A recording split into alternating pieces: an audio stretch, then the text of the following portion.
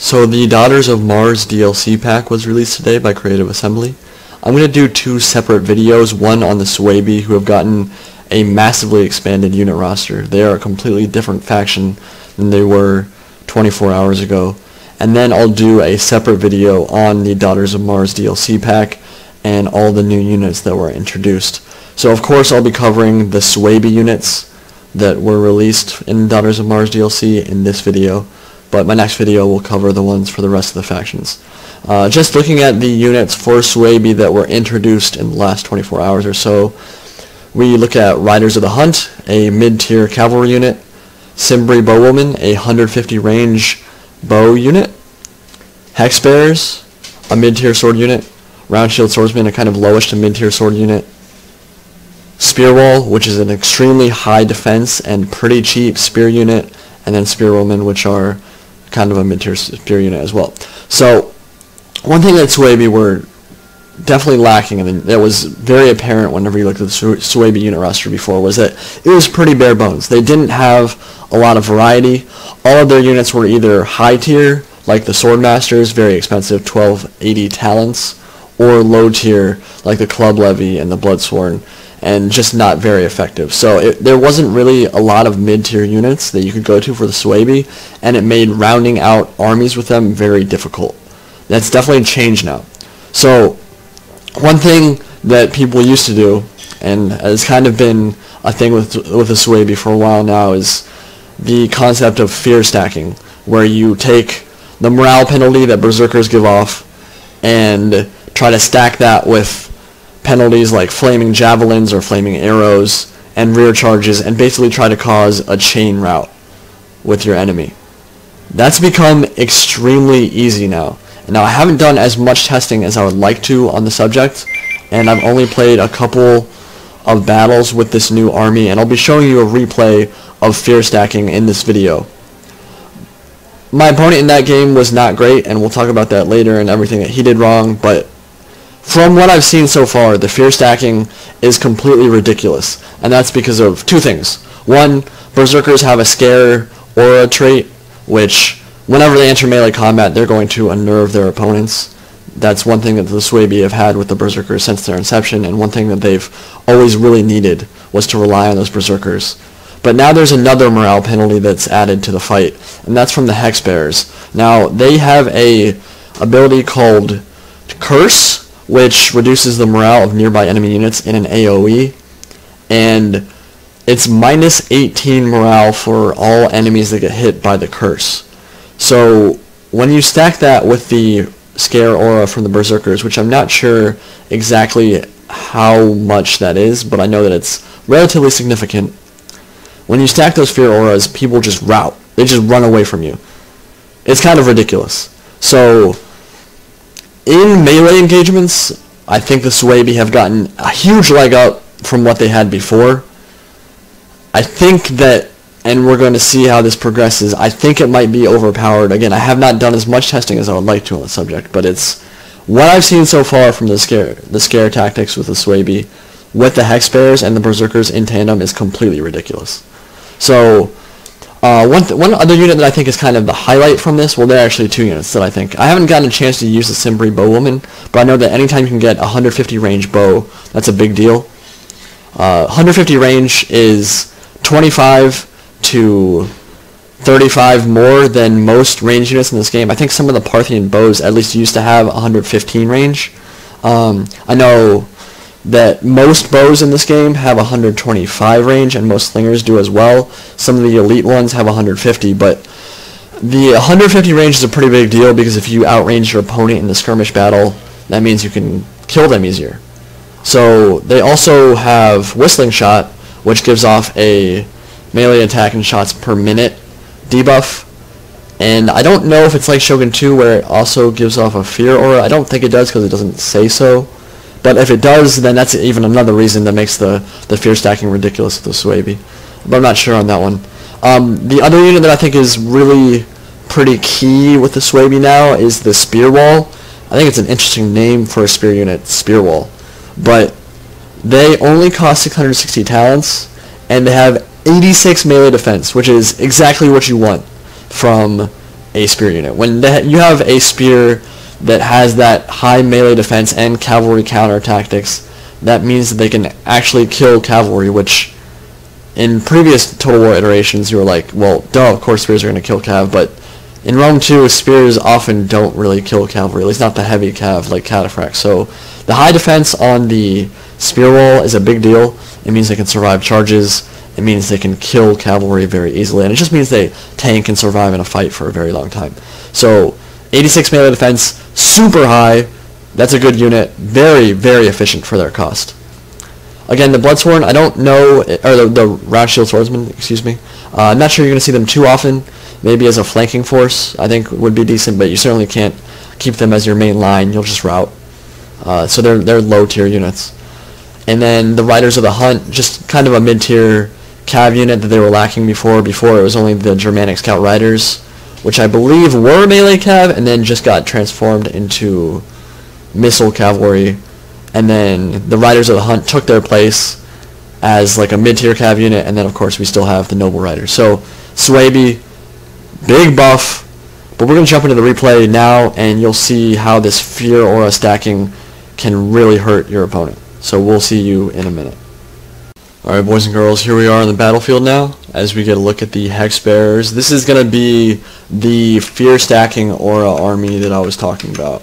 Now, this is only a 3-minute battle, so just looking at how fast this replay is, I think you guys can probably figure out what's going to happen. It's going to be a chain route basically as soon as I enter melee combat. Now, again, I'd like to say, and this is not, I'm not trying to disparage my opponent, he was not good, but that's not the point of this video. The point of this video is to show you that in melee combat, even against really high tier swords like Oathsworn, you can cause pretty crazy chain routes with just a little bit of flanking and a little bit of aura stacking. So my army consists of 2 Swordmasters, 2 Hex Bearers, 1 for each flank, and I'll talk about the importance of that in a second.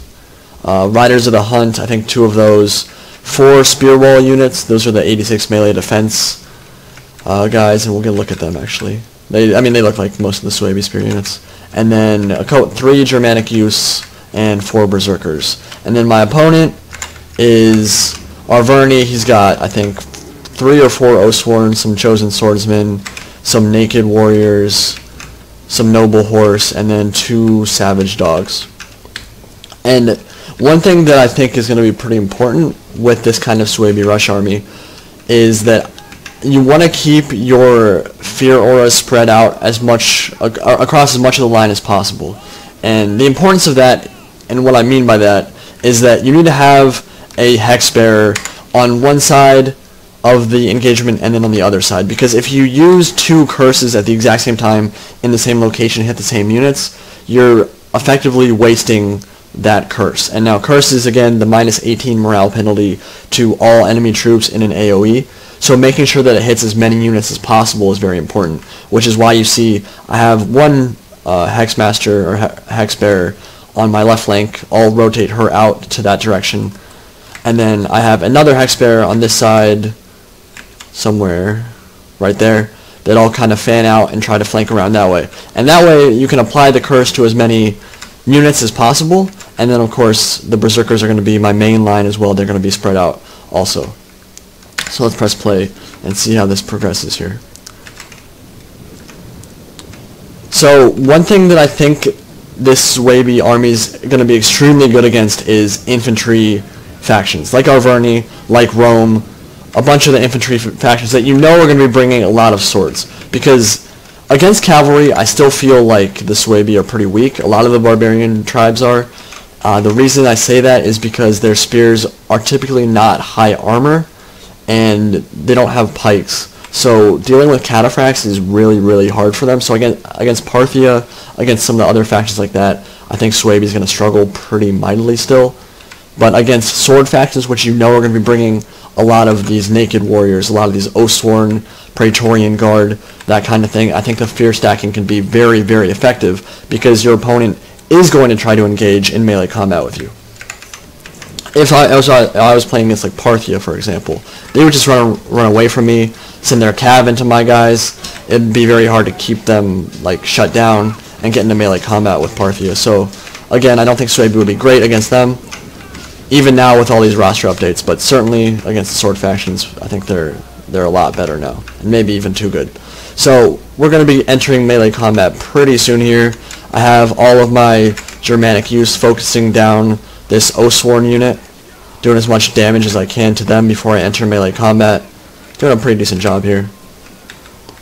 And I'm fanning out my guys. As you can see, these Berserkers and Hex Bears are flanking out to the right side and are about to enter melee combat. So he's going to commit his Noble Horse here, and then I'm going to send a bunch of my mainline units into the Oathsworn. And I'm going to slow it down here because we only have a minute left in this replay.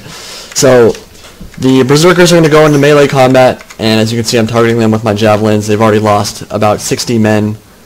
And then as soon as the Fear Aura hits with these guys, and I get that effective charge off with their 71 melee attack, I'm just going to shred through them very, very quickly. Even though they are a high tier melee unit, they're just kind of going to die. As we get a couple nice close-ups here. So what I'm doing is I've made sure that I've engaged all of these troops. Of course, his Oathsworn didn't actually get charges off, which was a big mistake from him. And again, one reason why I don't think he was the strongest of players. But I've also gotten into his Savage Dogs. I've fanned out. This unit is already wavering. And pretty soon here, after I popped Rally, I'm going to hit Curse. And after that occurs, you're going to see some pretty crazy chain routing. So only one unit's routed so far, but melee combat's only occurred for about 20 seconds. This other chosen swordsman is about down to half strength now. Lost a lot of guys already wavering. This Savage Dog is wavering. And once you start seeing a little bit of wavering, I think that's when you want to hit that Curse, because that debuff is really going to hurt him. You can see right here, I dropped the Curse, and this Noble Horse was 66 men left in the unit. And remember, most of these units have not started wavering yet. Only a couple of them have started wavering. The chain route is not started yet. This Noble Horse has, what? They have 70 base morale, and it went down to 52 just from the Curse. And with only 15 men dead, they rout. The Naked Warriors just routed, chain route, all the way down the line. And I was legitimately in melee combat for about 30 seconds before this route started occurring. So it's pretty ridiculous. Again, one way that he could have kept his morale in the fight a little bit longer was just charging with his guys, hitting Headhunt and Chant and all of those abilities for the high tier swords. And I'm sure that would have helped. But at the end of the day, I caused a Noble Horse to rout with 66 men left in the unit out of 80, with 70 base morale, an elite tier cab unit, to rout after entering melee combat with a sword unit for about 15 seconds or so. But that was it. So this Fear Aura stacking is ridiculous. I need to do more testing to see how ridiculous. One thing I definitely want to test is against Rome, because as we know, they just own infantry engagements. So we're going to see how that goes once I test that, and I'll probably make a separate video on that. But the fear stacking is pretty crazy, and I think you guys should try it out. And after more testing, I think we should let CA know if we think it's balanced or if we think it's way too strong. So let me know what you guys think about it. Try it out yourself, and tell me how it worked for you. And other than that, I hope you guys enjoyed. And I'll be bringing you the Daughters of Mars DLC unit pack overview relatively soon here. See you guys later. Bye.